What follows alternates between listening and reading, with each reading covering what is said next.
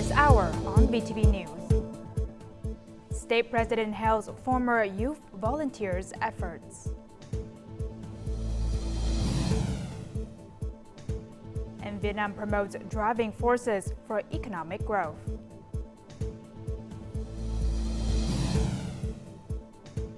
In our world news, Russia, China to start joint naval drills.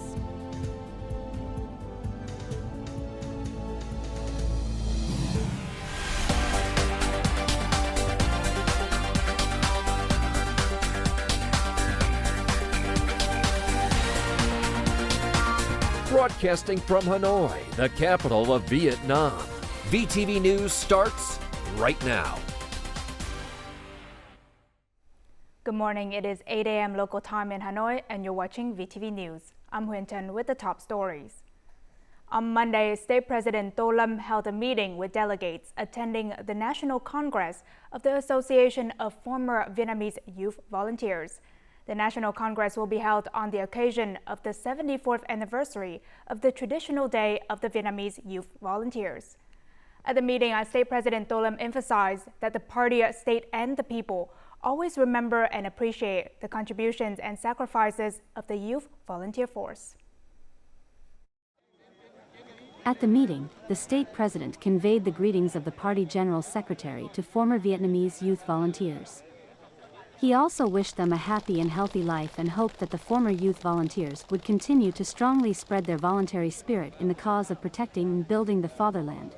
The party, state, and people always remember and pay tribute to the sacrifices and great contributions of the youth volunteers over the past 74 years. They are always a shining symbol of revolutionary heroism and a source of national pride from the Ho Chi Minh era. The state president strongly expressed appreciation for the Association of Former Vietnamese Youth Volunteers. Although it was only established 20 years ago, the association has achieved many practical results with meaningful tasks. There are still many cases of former Vietnamese youth volunteers who have not been recognized as martyrs. Many of their descendants are infected with Agent Orange, but they have not received adequate care. Thousands of former youth volunteers have not received health insurance and other benefits according to the law. Many of them are old and weak, their lives are difficult and they have no support. Leaving these issues unsolved is a source of great concern and torment for the party, the state, and the people. We are also aware that these are very urgent matters. The state president also urged ministries, departments, and central branches to creatively apply Ho Chi Minh's ideology to build a generation of Vietnamese youth with courage, ethics, and bold thinking. The state president also requested the association pay attention to discovering, repairing, and embellishing historical sites and relics of youth volunteers for historical education. He urged the authorities to soon reward medals for former youth volunteers who completed their tasks in the resistance wars.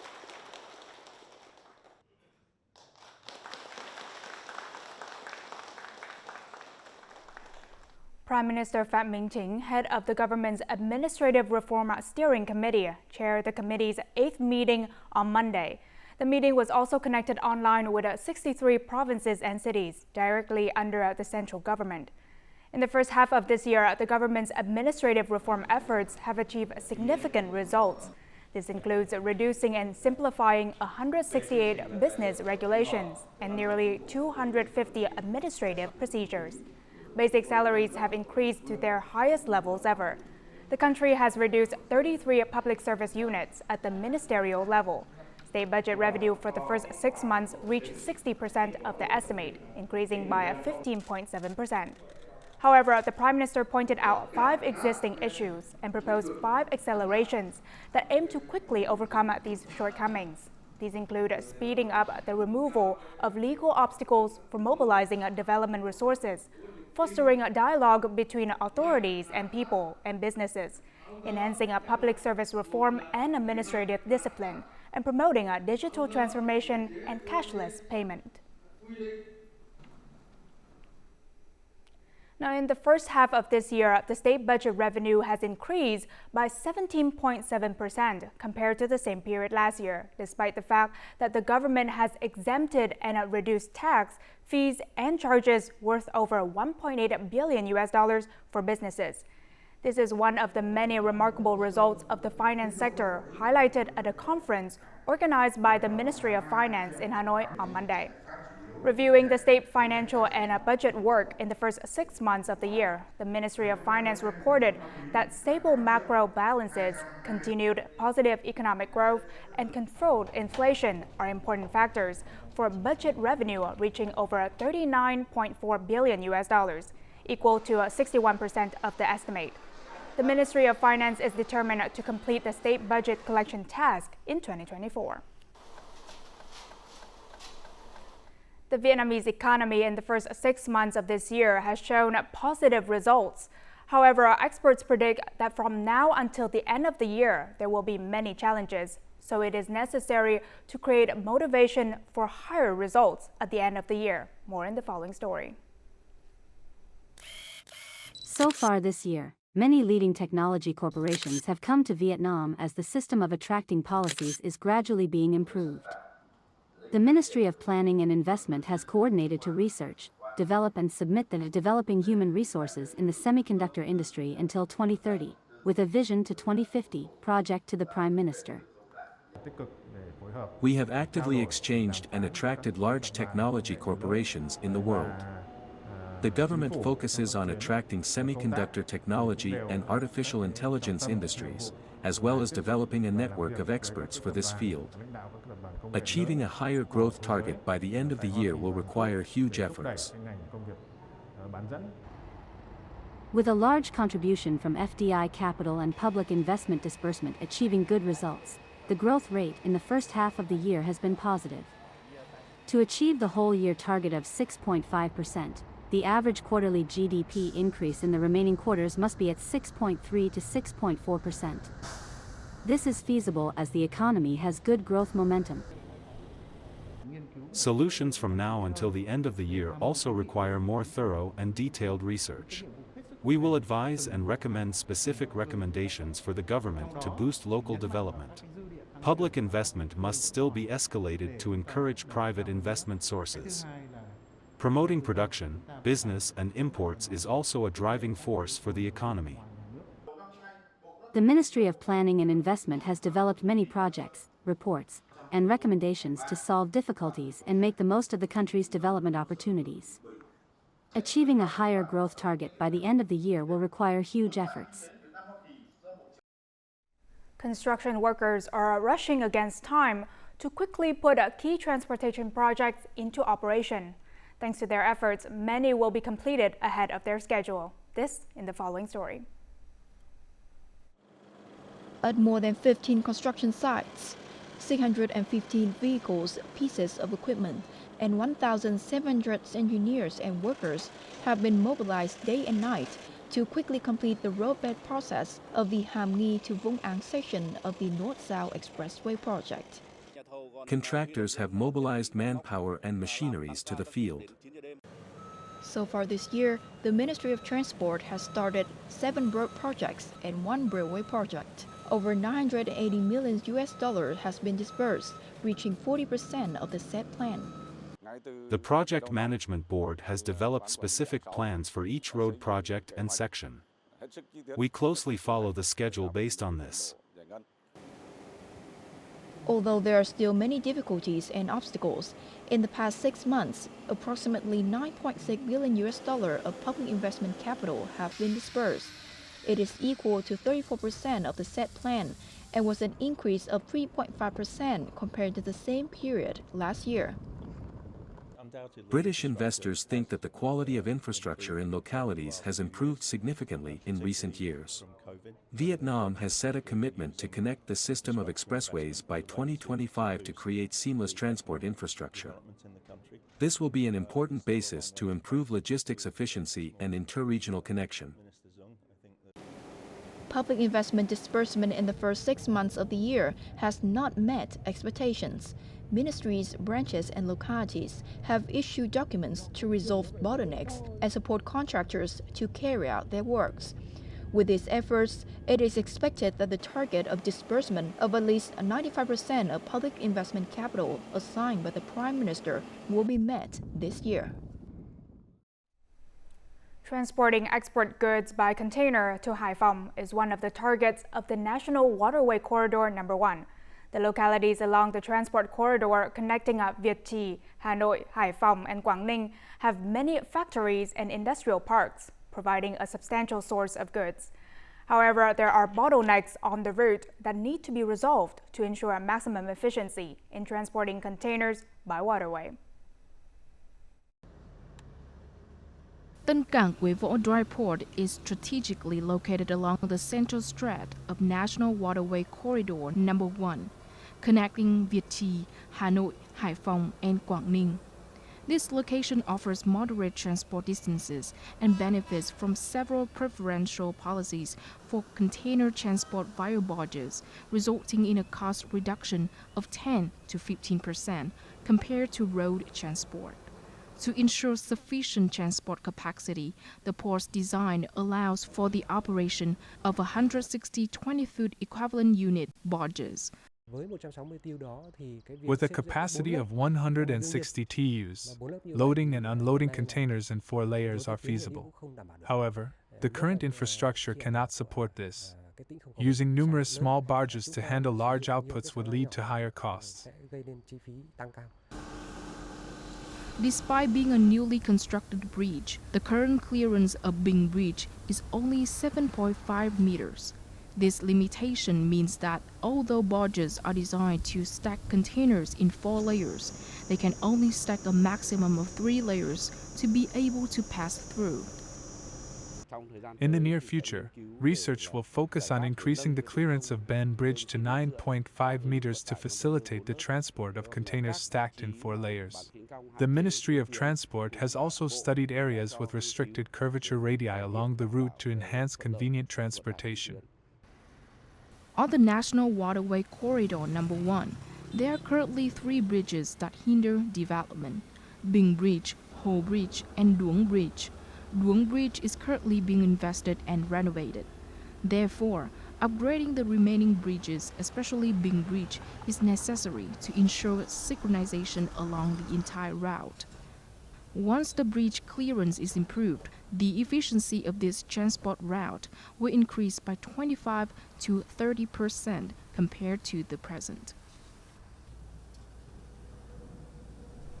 Vietnamese automaker VinFast on Monday began work on its new electric vehicle assembly plant in Subang, West Java, Indonesia. With an initial investment of around $200 million, the plant will have an annual capacity of 50,000 vehicles and house several key production areas, such as a body shop, a general assembly shop, a paint shop, and a testing area. Scheduled to commence operations in the 4th quarter of 2025, it will produce right-hand drive versions of VinFast e-SUV models, including VF3, VF5, VF6, and VF7 for the Indonesian market.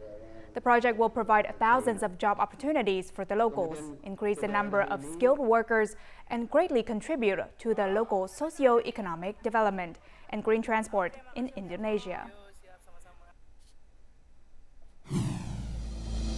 Coming up next on VTV News. Localities respond to tropical depression and heavy rain. And villagers turn into billionaires from selling essential oils.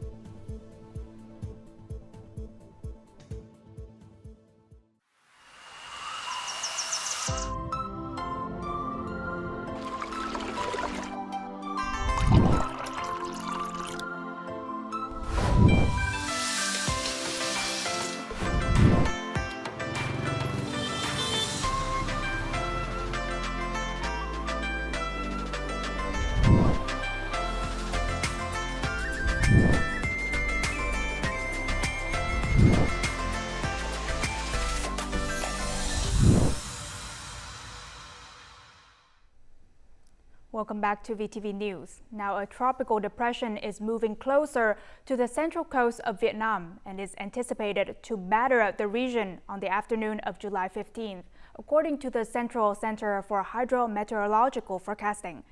To respond to the tropical depression and heavy rain, Da Nang City and Thừa Thiên Huế and Quảng Bình provinces have proactively taken measures to ensure safety both at sea and on land.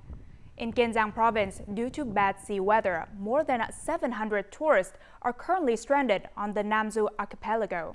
It has been forecasted that in the next 2 to 3 days, big waves and thunderstorms would continue in the sea area of Kiên Giang and Cà Mau provinces.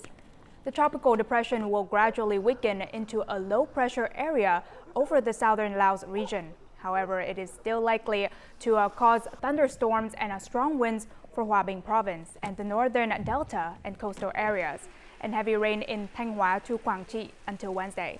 The meteorologists also warned that landslides, flash floods, and flooding would occur in mountainous and low-lying areas, respectively.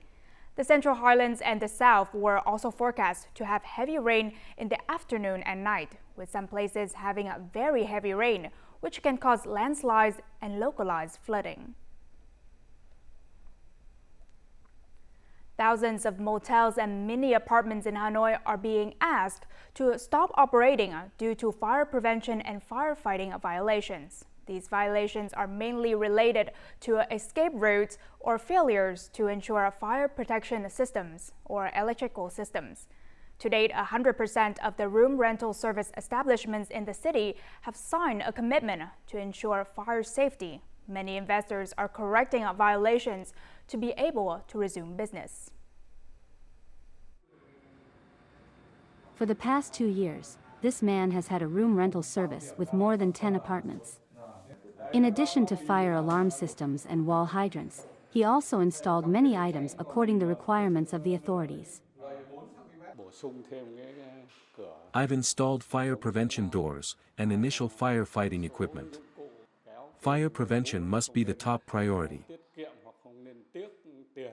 After nearly 1 month of their business being suspended due to safety violations, the business owner renting sleeping boxes has removed the partitions. Each floor has only 2 rooms and emergency exits are opened on all floors. 80% of violations related to fire prevention and firefighting have been resolved. We'll continue to inspect the situation.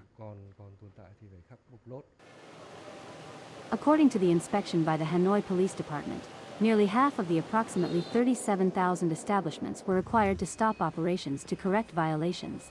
Nearly 750 cases were suspended. We have sent documents to the electricity company to reduce or stop supplying electricity to cases which fail to meet the requirements. After businesses have corrected the violations, the authorities will re-inspect rental establishments for consideration. Only those that meet the requirements will be allowed to resume operations.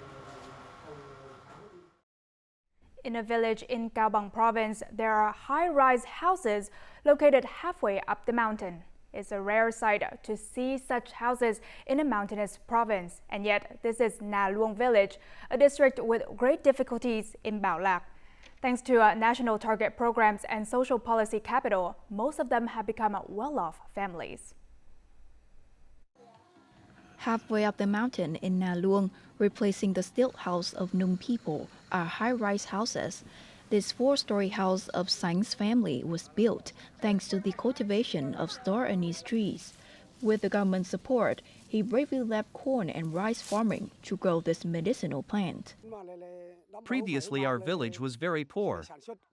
Thanks to the state's loans, we began selling essential oils and can build big houses like this. 64 out of 74 households in Na Luông now have houses worth thousands of US dollars, like Sang's home. Having just finished building this house, Vivan Sam has planned to build another one for his son. Having more than 10 hectares of land, he continues to borrow around 4,000 US dollars to plant 2,000 more cinnamon trees. Thanks to the state, trees are planted and houses are built. Locals focus on planting key crops. With favorable climate and soil conditions, they escaped poverty quickly. If Cốc Bằng commune has 400 hectares of cinnamon, then Na Luông village accounts for 260 hectares. With the development of specialized areas suitable for each village, locals can escape poverty sustainably. Some valuable trees are only suitable for certain areas. We find different cultivation methods for the remaining areas. Instead of the past practice of burning wood to make oil, locals in Na Luang have spent $4,000 on boilers to do the work. Sang's family earns up to $19,700 from selling star anise oil. This year, if the government provides grid electricity and completes the roads to the village, his family will buy a car.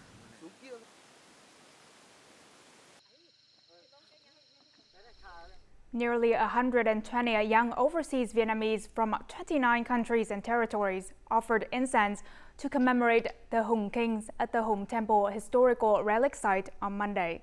This activity is part of the Vietnam Summer Camp 2024 for the young generation of Vietnamese people living abroad, organized by the State Committee for Overseas Vietnamese Affairs.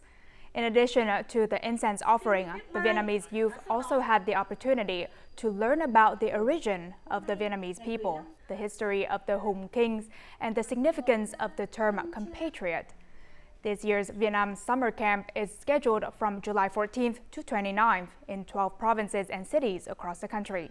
Its aim is to provide opportunities for the young generation of Vietnamese people living overseas to explore the nation's traditions, culture, and history, and to foster solidarity between overseas Vietnamese youth and domestic youth.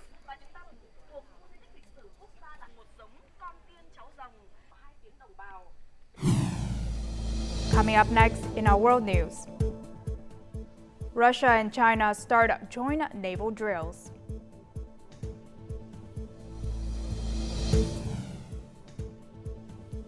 And France welcomes Olympic flame to Paris.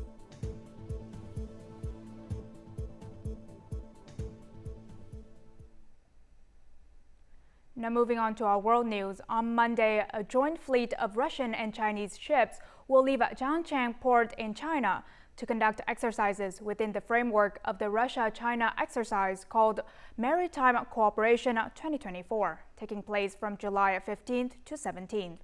During the sea exercise, crews of Russia's Pacific Fleet and the Chinese Navy will conduct joint air defense exercises, anti-submarine exercises with the participation of the Chinese Navy's Anti-Submarine Aviation Force, and will also practice on-the-go resupply.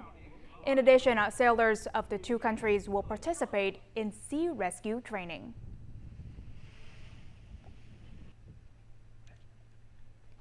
India's defense exports have recorded a 30-fold jump in the last 10 years. Specifically, India's defense exports have increased from $82 million in 2013 to 2014 to a record of over $2.5 billion in 2023 to 2024. India has made significant progress in manufacturing advanced naval systems for the export market. With export to over 85 countries across Southeast Asia, the Middle East, Africa, and Latin America, the Indian defense industry has demonstrated its design and development capabilities to the world.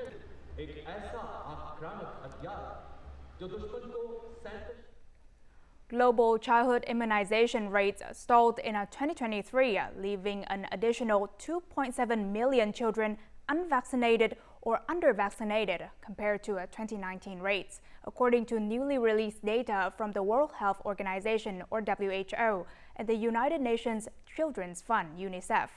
The number of children who receive 3 doses of the diphtheria, tetanus, and pertussis DTP3 vaccines in 2023, a key measure of global vaccination coverage, stalled at 84%. However, the number of children who did not receive a single dose of the vaccines increased from 13.9 million in 2022 to 14.5 million in 2023. This means that global immunization coverage has remained largely unchanged since 2022 and has not yet returned to 2019 levels due to disruptions in healthcare services, vaccine hesitancy, and inequalities in access to services.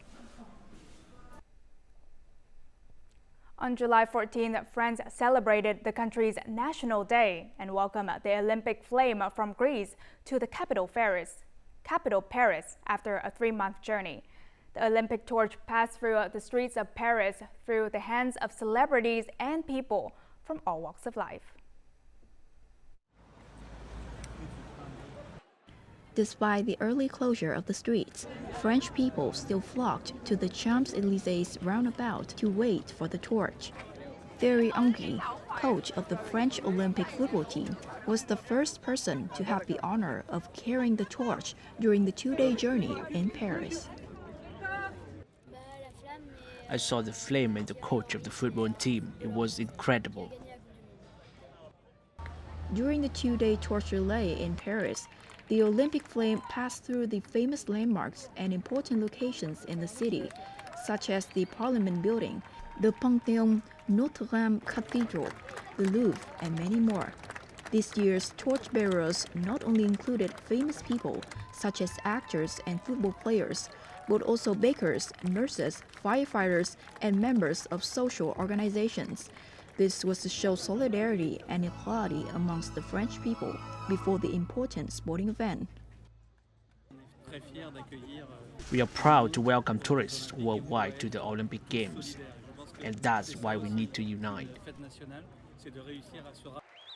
The Olympic torch will continue to light up going to nearby cities before returning to Paris on July 26th for the opening ceremony of the Paris 2024 Olympics. Now let's move on to the weather forecast.